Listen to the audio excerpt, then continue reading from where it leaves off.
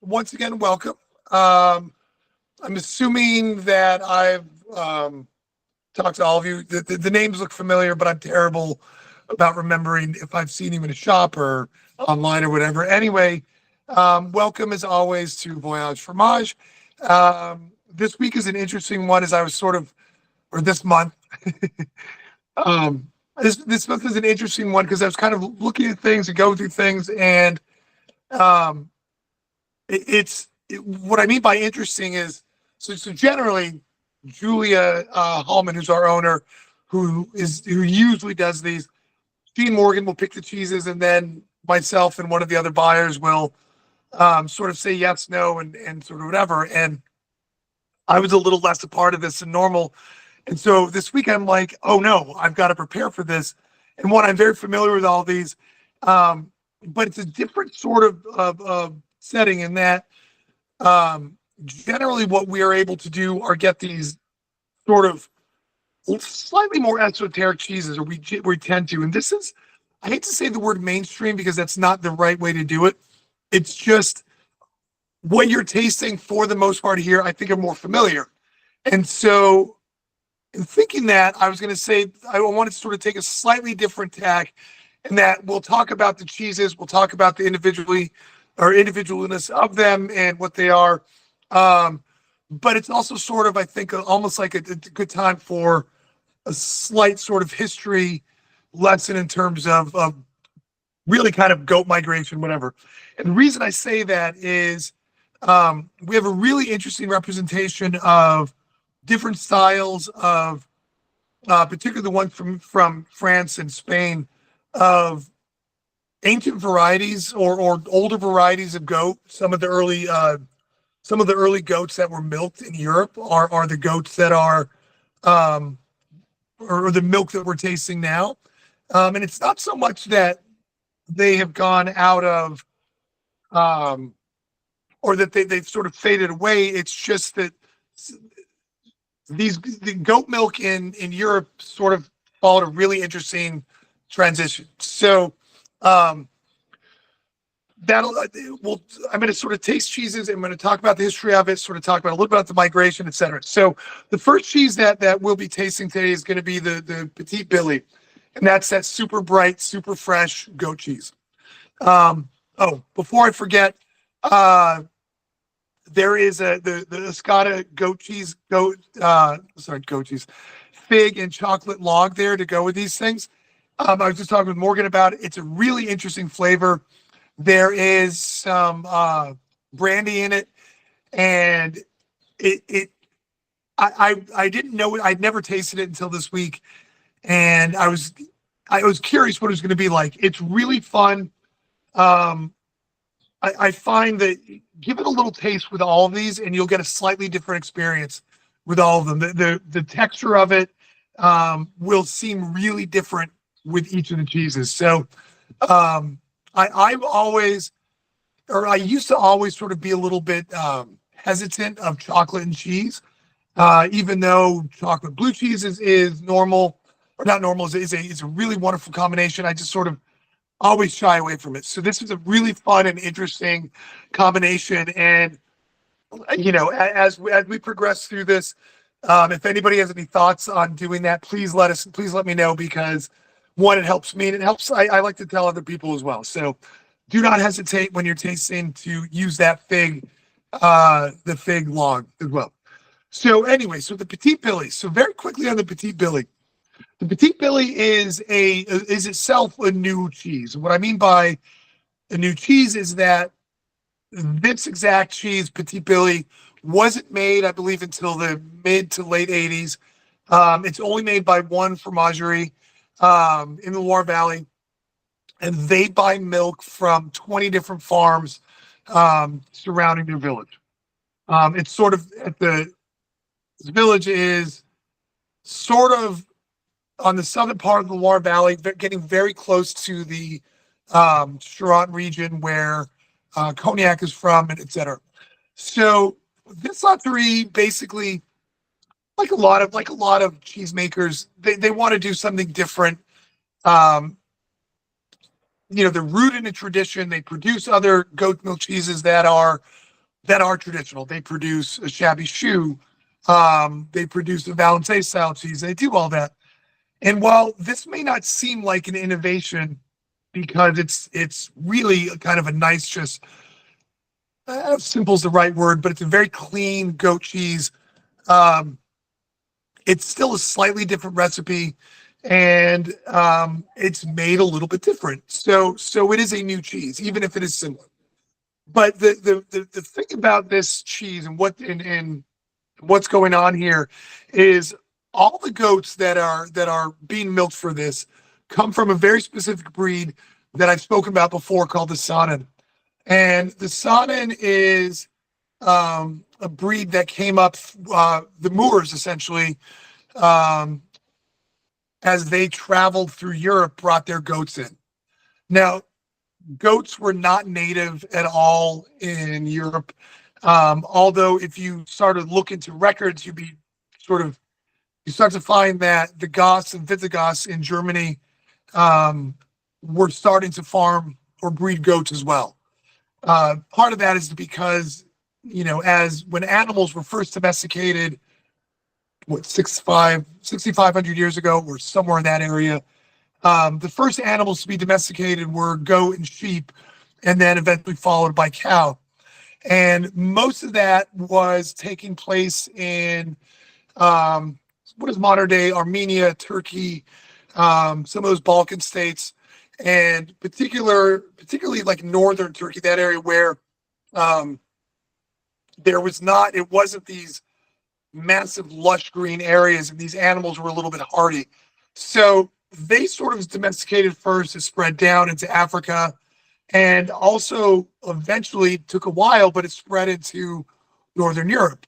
The connection between um, going from the Balkans into Northern Europe is not as strange as it might sound, but particularly this. So the Goths and Visigoths started farming as well. So um, there's two things that happened. The Moors came up and they started breeding animals, and they brought their specific goats.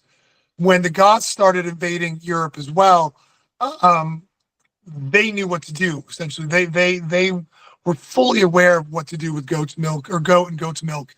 Um, Even so much so that while goat is definitely more popular in African cuisine, it's not really something that you see a lot of in Europe in comparison. They certainly eat it. I've had it in a lot of places, but it's not the same. So the as the Goths settled in northern France for a little while, they actually are the ones who really sort of started promoting the dairy, the dairy aspect and the dairy quality of these goats. And so goat cheese um, in Loire, particularly because this is where they seem to really take off, sort of just spread really well and continue to spread, or just really take root and take hold. And so then eventually the Loire was known for two things for a long time. Um, in fact, I don't know what else it's known for to this extent, but it's wine, in particular their white wines, although their reds are just as good, and their goat cheese. And throughout the valley, there are tons and tons of goat cheeses. Some of them are very particular to towns. Some of them are particular to sort of an area. But that is really sort of what did this. Now, in comparison, what the reason I bring and we wanted to start with this one specifically is because the Saanen goat was not the original goat in Europe, or at least in Western Europe. Um, Excuse me, I'm getting over, or my allergies are kicking in, so if I cough or sneeze, forgive me. But so with that being said, it sort of took root, it took hold, and the people in the Loire Valley have continued and continue to milk goats, make cheeses of all ilks, fresh, more aged, less aged. And in fact, for the most part, while there are cows that are raised and bred, and there are dairy cows in the Loire Valley, the vast majority of that, it goes to butter as opposed to cheese. Not all of it by any stretch. There are certainly some cow's milk cheese in the Loire Valley you can find, but it's few and far between, and it's a little bit geographical. When you are in the Charente where this cheese is, or near the Charente, you in just north, and then this sort of basin between Tours and going a little bit is that west, it's all goat. And then as you get a little bit closer to the Atlantic and the Loire Valley Delta, you get a little bit more cow. Again, though, the goat is really the primary animal for milking. And so this cheese is really interesting. It's I hate to say the word simple, as I said before, but it's clean, it's bright, it's fresh. I hate to say it this way as well. It's not a thinking cheese, and I mean that in the best possible way. Basically, this is the sort of thing that I want on a summer day, or honestly for breakfast with toasted bread. It's really good in that respect. Our old owner, who was Turkish, used to buy cheese like this, and in fact, this one sometimes for breakfast. And what we do, and we've been to his home several times for this. You're eating breakfast, you toast the bread with butter, and then he spread this fresh goat cheese on it, and it's an absolute amazing sort of just treat in the morning. It sounds simple, and it is, and that's why it's so good. And so, again, you don't have to worry about this cheese when you eat it. It's great in summertime as it gets warmer. You can sit outside with it, and it just doesn't get in the way. It's also nice for after dinner as well. All cheese is good for after dinner, if you ask me. But it's really good. I'm actually, it's funny, when I was looking through setting up my board today, I was like, wow, the whole wheel of this is a lot. I don't need all of it. But then I also thought, well, there's a breakfast, there's all the things I can do with the cooking. It's a really, really lovely cheese to add to your dinner, to etc. So as nice and as simple as it is, a great way to start. There's so many other uses for it. So never think that you can't do more with it than you have. Now, in particular, when I was tasting these earlier, the fig in this was a really interesting pairing. So I'm be curious if you guys, or when you guys try it, what you guys think of it. Forgive me. I tried it with the fig situation. I think it's a texture thing for me with this, whatever this is. I don't know, it kind of wigs me out. But I think that's like a personal thing. I think I might have had some like really bad Christmas fig experiences as a child, maybe, and that's playing out right now. So, but I did want to say that this is really fluffy. It's like inside it's fluffy, like a cloud almost. Like you cut through it and you kind of feel bad that I don't know, real good. I do like that it's simple. Yeah, it's good. I mean, and clean. It's very, very clean. It's funny. I was talking with Morgan here before we started. We were going over it, and the texture is the weirdest thing about the goat log, honestly. You got to like. It's the one thing that threw me off on it. I'm not going to lie, but I do like the flavor of it with this, particularly that I wasn't getting the brandy at first, and when I tasted, particularly with the cheese, the brandy aspect sort of came out a little bit, and I like that. I also tried it with this stuff. I think is from 3 times ago, maybe. Oh, the mostarda. Yeah. Yeah. So this is like a mustard flavor. I don't know, Suzanne, if you got this one. It was like 3 or 4 months ago, but it's like a mustard flavored honey almost. It's got fruit in it. Yeah. So the mustard mostarda is the fruit that's cooked in a honey syrup. I'm sorry, mustard syrup.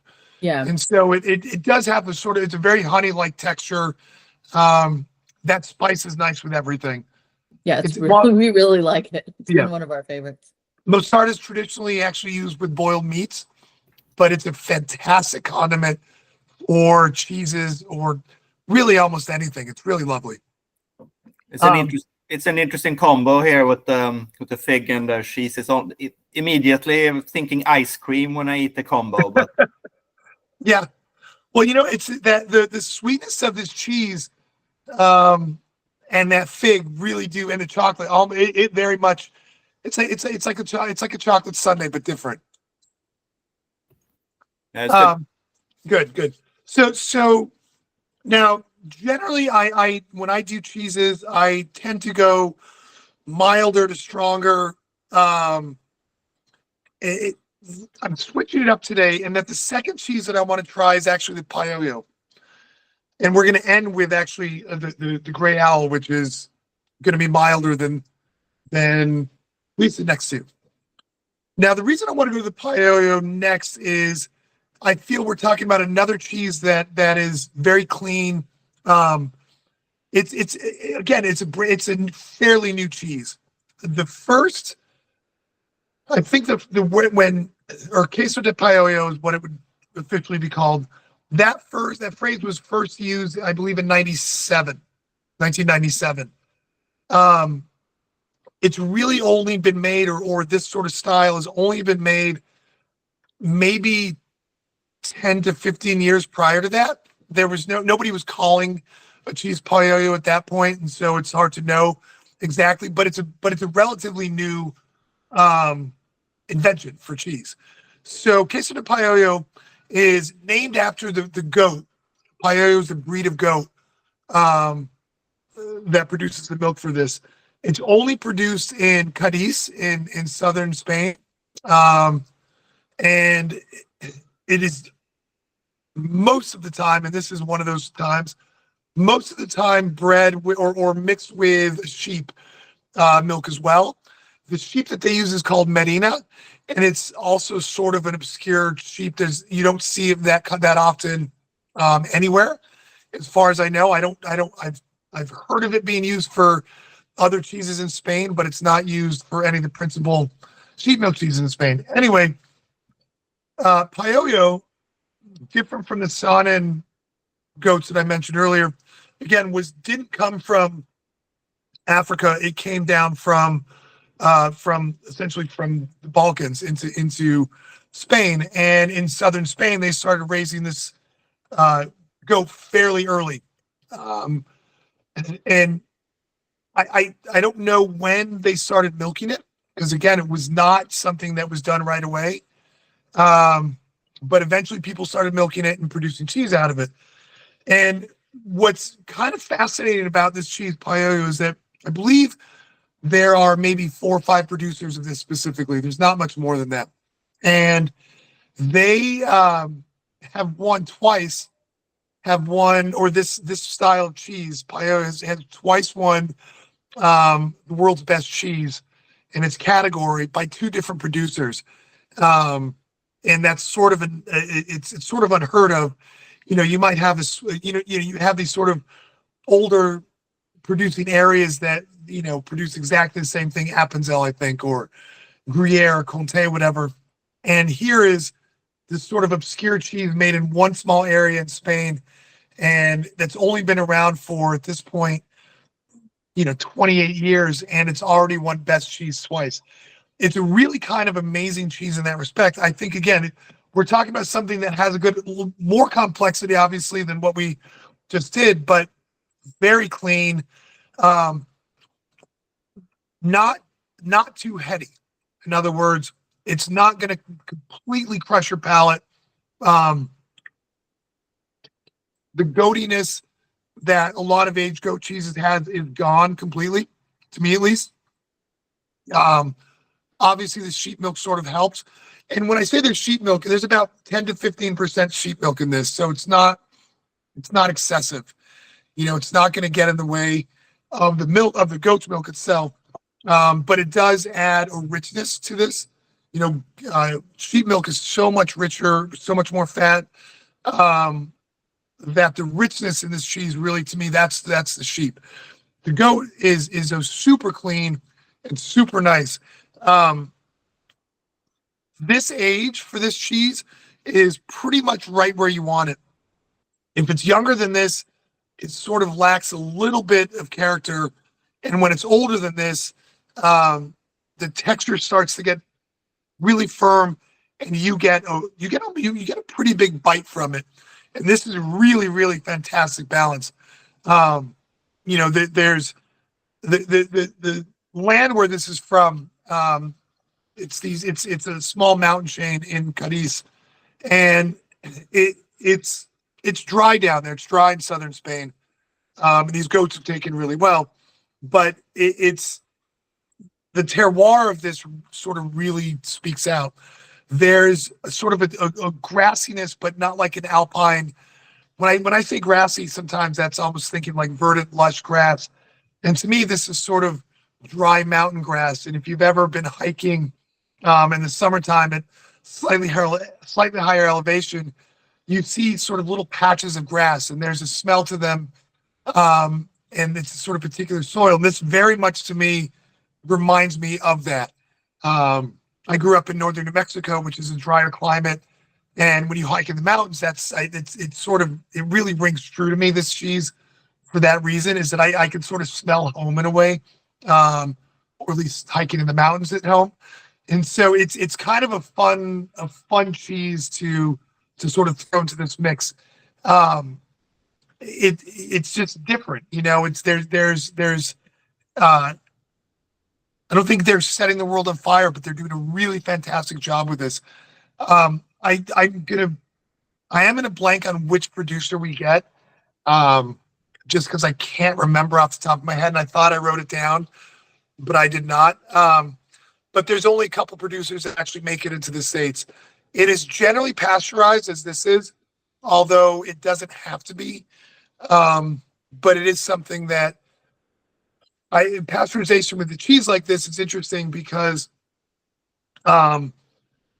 it, to me, when you have only a few people doing something in a small area, they tend to, even though this is very much an artisanal cheese, they're choosing a route where they feel it's safer, that they can move forward, do what they want to do, and with a little bit less worry. I think with new cheese making areas like this, there's a fear that if you use raw milk, that you're going to lose something, or the potential, and a lot of people sort of will shy away from that. I've seen this happen in Italy, not a little bit less in France, but I've seen it happen in other places in Europe where a couple things. One is you want to be able to export your cheese and sell it beyond your borders, which a lot of people do. There's, small producers still want to oftentimes make money and make a living and, get their food out there. And so they are willing, or they do things to sort of make it easier for that respect. And pasteurized cheeses, no matter where you are easier for government agencies to deal with because there's less of a fear. Some of the safety restrictions are not, they're not looser, but raw milk presents a bigger technical challenge than pasteurized. And so I do say sometimes it's unfortunate it's pasteurized, but at the same time, I do understand why it's done. So, it's kind of fun in that respect. Now, again, the Paello being this ancient breed of goat, as far as I know, is really only raised at this point in this region in Cadiz. My assumption is that there are others that are related, and it is possible that this bred with the son as they came through, but I don't know for sure. When you talk about lineage of goats and breeds, some things you can get direct lines. You know exactly who and what and where, and others, particularly older breeds of any animal, any dairy animal, really, you can't pinpoint exactly where it came from. So you won't. It's not like you will find this breed of goat anywhere else. And so it just sort of sticks to what it is. What do we think of this cheese? Out of curiosity. I think it's a tasty one. But Good. It's not one of, like, it doesn't, like, I would say, like, the cheese we got was really pretty, striking, like, clean, nice colors and so on. Not I like a good moldy cheese, and they're not pretty, but this is a pretty one. It is pretty. It's I can look at a lot of cheese, and even some ones that look less pretty than others. I find the attractiveness in it, but this is really it is a striking cheese. I agree. I tried it with the fig thing. I liked it better than last round. I'm sure the texture on that is a little bit nicer as well. Yeah, it was very different, and it like changed the flavor for me. Suzanne's husband, did it taste like ice cream to you again? I got the ice cream vibe on this one. I'm about to try it. Okay. Let us know. Yeah.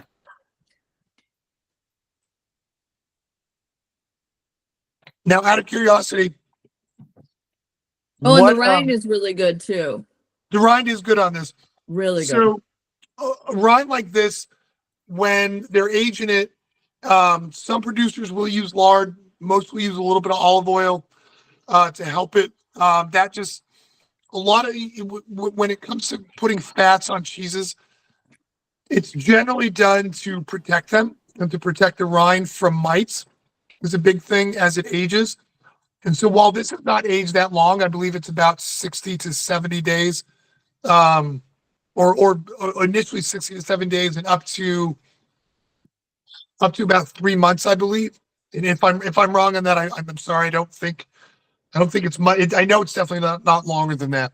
But a lot of times cheeses, when they go into caves, mites are a big fear. And you have a cheese like this that if mites get onto this, they're going to not only change the look of the rind, they're going to end up changing the whole cheese. It's going, and then it affects everything. And while cheese mites will exist in almost every aged cheese facility, you can't get rid of them. How much you are, brushing them, putting olive oil on it or lard, which was more traditional for a long time. It just helps protect it because the cheese mites don't like the lard, apparently. It's a little bit more difficult for them to work around or to eat or whatever. I don't understand exact science, because they will eat some cheeses with it, but it does help protect it a lot. So it's interesting. Excellent. So the next cheese that we're going to go into is the Chef de Haut-Béarn. Now, the Chef de Haut-Béarn, that's the next firm one. So the one that's going to be slightly more yellowish and darker in color.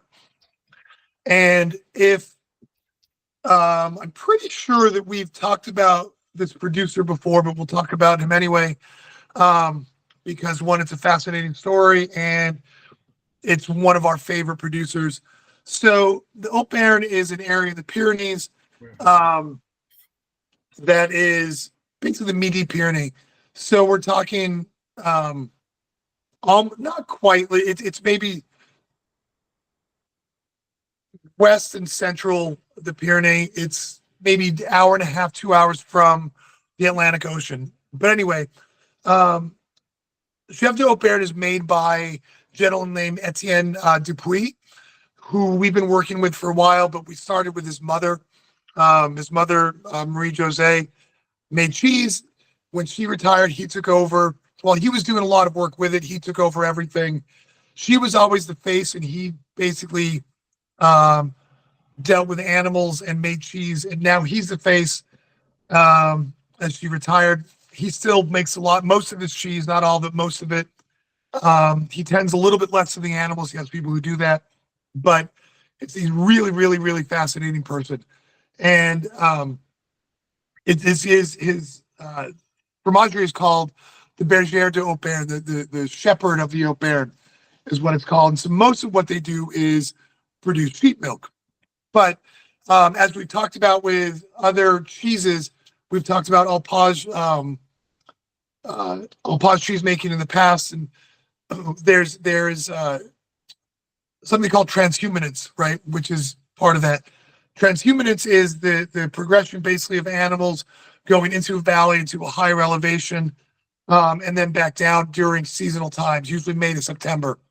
Go up in May, come down in September or October. Well, this is a practice that goes on in a lot of places, or a lot of mountainous regions in Europe, but in Switzerland they call cheeses Alpage. Here they don't do that, or in the Pyrenees they don't do that. However, they still do this migration of the sheep into higher elevation. Now, same thing with the Savoie and other areas of Switzerland. traditionally when you would bring animals from the valley up to higher elevations during the summer, you would have a small herd of goats go before you and essentially eat the vegetation to make it easier and cleaner for the cows or sheep in this case to go up, right? Goats are notorious for eating anything and everything, and they help clear land, and they make the paths a little bit easier. And so that was a practice done by shepherds in the Pyrenees for a long time. And so the practice of having a herd of having a herd of goat, even though you're a shepherd, was very common. While it's less so now, there are still a lot of people do it. So Etienne still does transhumanists, and his cheesemaking facility and his farms are in the valley of the Osorati, and then during the summer he brings them a little bit higher elevation. And so he's got a herd of goats, and he produces this cheese and one mixed one. He does one mixed one of sheep, cow, and goat, because he owns. Actually, no, he buys the cow's milk. My apologies. But he does one mixed. But he makes this specific goat's milk cheese in small quantities, but still does it. He's following almost to a T the recipe that he would make for his sheep milk cheese. So what that means in terms of this is you don't cut the curds. They're small but not tiny. He wants some elasticity. He drains out most of the whey. He salt brines the rind, and then ages it. For this, he will age it as long for consumption there, for what he sells in France. He will age it up to 4 to 5 months. When he sells it to us, he usually sells it about 2 months, knowing that, and we have to work with him to get very specific quantities. He has limited amounts of cheese. So when we work with him, he knows that we will, in our caves, be able to hold these cheeses for X amount of time. So what you're tasting now, we received in I think at the very end of December. So you're talking a cheese that is about 7 months old. And this is closer to what you would get at his farm than what you would get for age than what he sells to us when we first get it. And so you get these strong but not over the top strong flavors. The salt is minimal, which I find fantastic with the cheese in this age, and the texture still has a little bit of suppleness. Now, because of him being a shepherd and practicing primarily on sheep, this is just unlike any other goat's milk cheese, even from this area. They're always a little bit different, and this, to me, doesn't eat like a goat's milk cheese at all. He uses a breed of goat, basically called the Nubian dairy goat, and the Nubian dairy goat. Nigerian dwarf. My apologies. The Nigerian dwarf is oftentimes again, it was brought up from Africa. The name sort of says it in there. And their smaller breeds was in the Savoie eventually bred together with alpine goats to produce a goat to produce a slightly more amount of milk. And Nigerian dwarf goats, who are bred in the U.S., they're all over the place, produce for their size, because they are not, the name comes for a reason. They're not really big animals, and they produce a lot of milk for their size. And it's pretty, compared to other goats, particularly the Pio you just tasted, and even the Saanen, slightly higher fat content. Nothing compared to sheep or even cow, but higher than other goats. And so it sort of allows for this slight richness to come out of it. It's really interesting for that respect to me. And so as an age thing, I find this, even at this age, at 7 months, there's a cleanliness to this cheese. There's a freshness to it. Even though I'm tasting the age on it, to me, it still has a fresh quality to it. Part of that is that, particularly when this was made, which was, I believe, October, November, somewhere in there, if I do the math right. This was when the goats are back in the valley, and all they're eating at that point is hay. And it's really nice. There is a more goaty quality to this in comparison to anything else we've tasted, but it's also, to me, a very clean goat flavor. What do we think of this? And now in comparison, because this has a spice to it, it's very, very different flavor wise than what we tasted. It's not your typical goat's cheese at all. No. It's, I mean, I think I would have thought it was a cow's milk cheese. Oh, really? Interesting. Yeah. So you're not really, you don't get I use that phrase goaty because it's the phrase that's most often used with customers when they're saying that either they don't like goat or sort of lack of a better word to describe it. And so I understand what it means. Do you not get that sort of little bit of strong gamey quality to it, or does that not equate goatiness to you? I guess I don't equate that to goatiness. It has a very grassy, earthy kind of taste to it. But I guess I don't normally associate that necessarily with goat cheese. Right. I mean, when I think of goat cheese, more often than not, it's like the first cheese we had, right? Right. And I mean, I've had some goat's milk blues that I really enjoy. But yeah, I wouldn't necessarily think of that as being a goat's milk cheese, I guess. Oh, interesting. I mean, to me, to your point, the texture of this is what really differentiates this from a lot. It's, to me, it has a texture more like Alpine cheeses, excuse me, than it does a lot of other goats. And I've had a lot of goat's milk cheeses that are semi-firm and they're smooth, but this texture is it is different, you know. Yeah. I always like it. I'm always a big fan.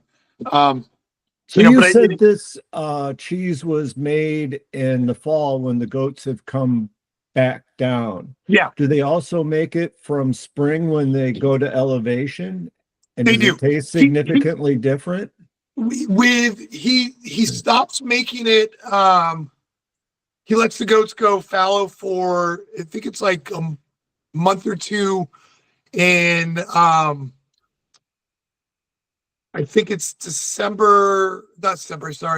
January, February is when I believe they go fallow, because we don't always get cheese. He's sending a new batch of cheese. We'll be receiving it in a few weeks, and there's less goat than we ordered because he lets them go fallow. So he produces it when they're milking. So this is a really interesting sort of side note on this. Goats and sheep, every producer will allow those animals to go fallow for a little while, and I think of it as sort of resting and letting them go. Cows, on the other hand, a dairy cow, you have to milk every day of the year, regardless of anything. Otherwise, they get sick, and that's not true of goat and sheep. And so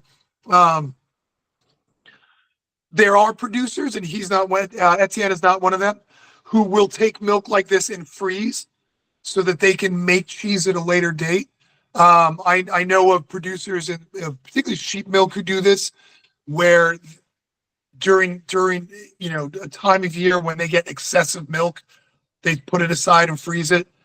Usually that's spring after they've gone to kid. But Etienne will not do that. He refuses.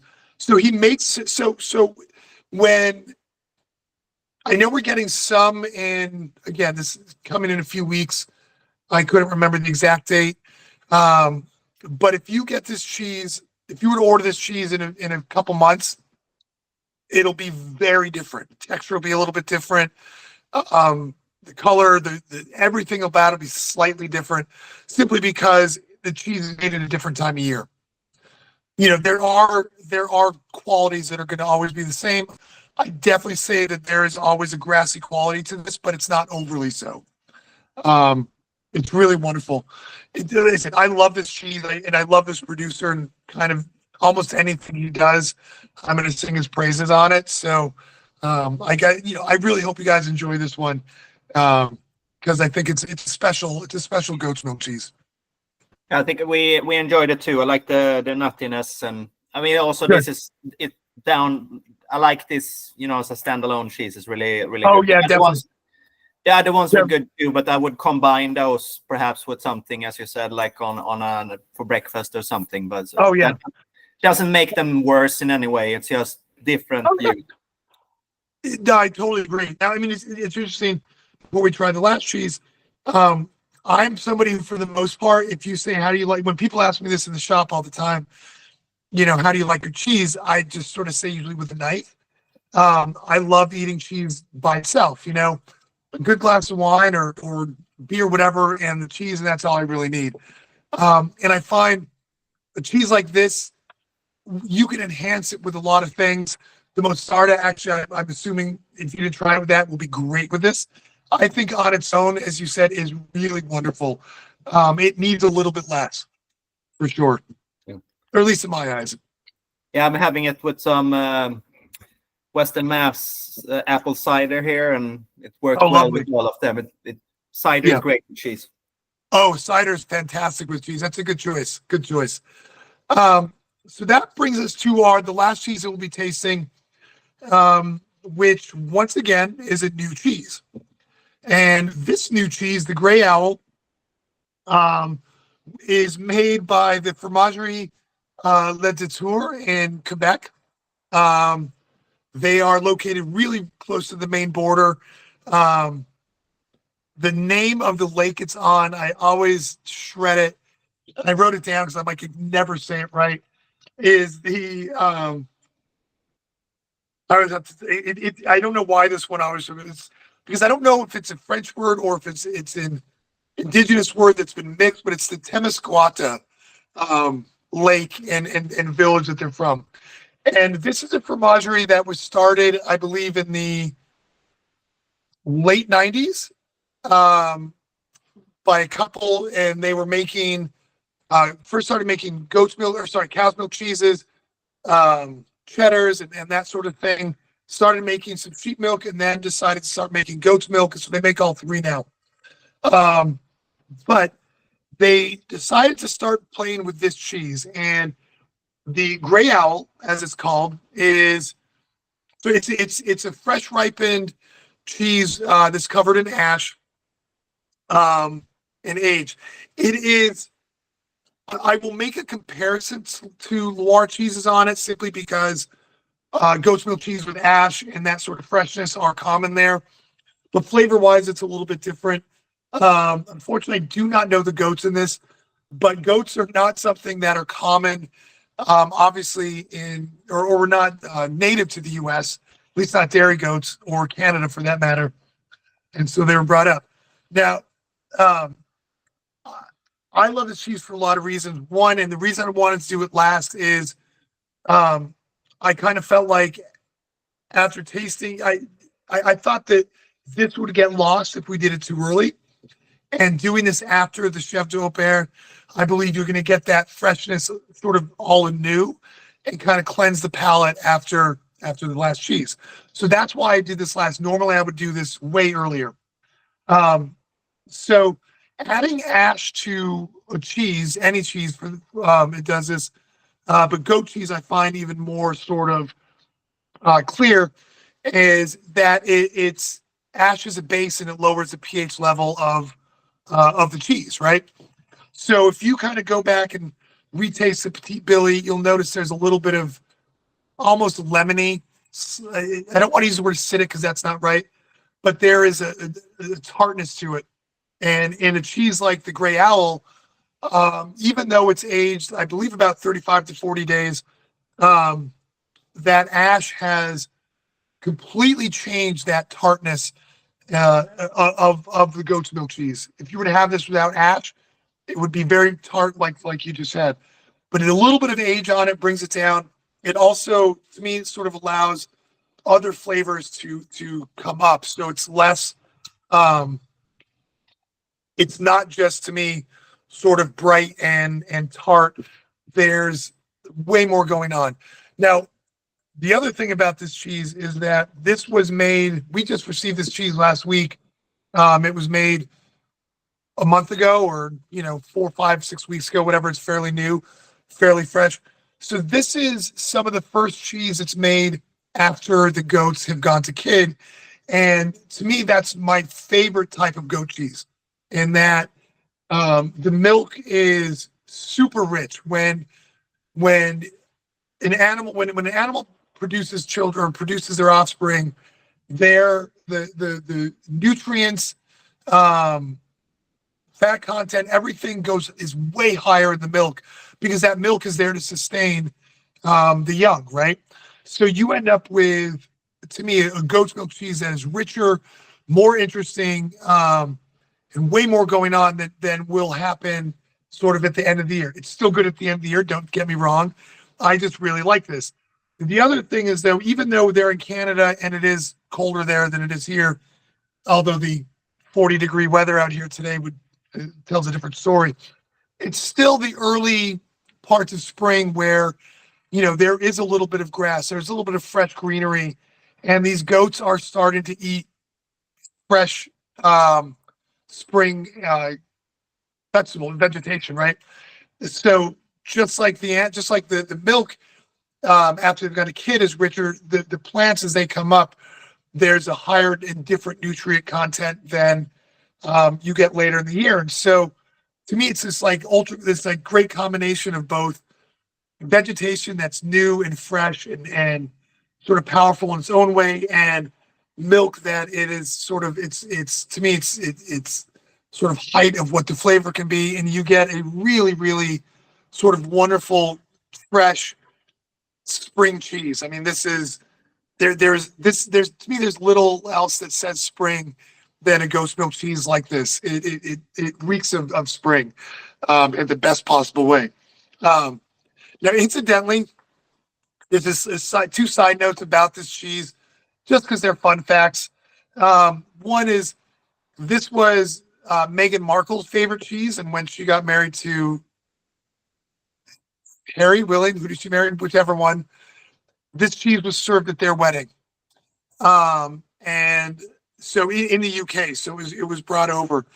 And while we aren't the only, I believe we might be the only ones who are getting it at this point in the US. I'm not sure. We're not always, but it's not something you see around a lot. And so that's sort of a fun fact.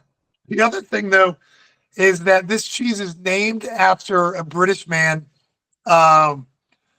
who was living in Canada in the early 1900s, who befriended indigenous tribes.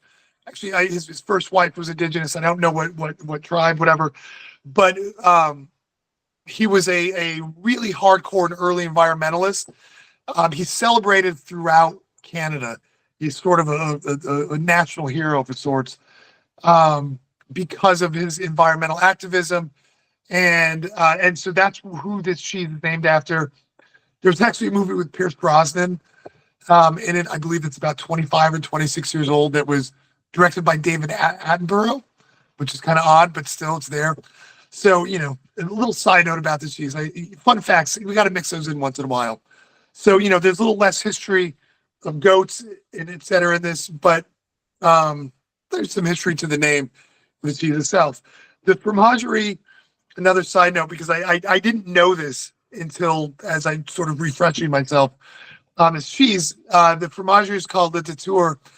because the Lake Temiscouata, was kind of big enough that the village that was there was referred to as, the whole thing was referred to as a detour road. And so the Formagerie just sort of took that on as their own name and took it over. So that's where the name, there's no family name to it. There's nothing else. It was simply just the fact that there was a detour to go somewhere else. But that's what it is. Again, it's fresh, it's clean. There's a lot of flavor going on. It's really, really wonderful.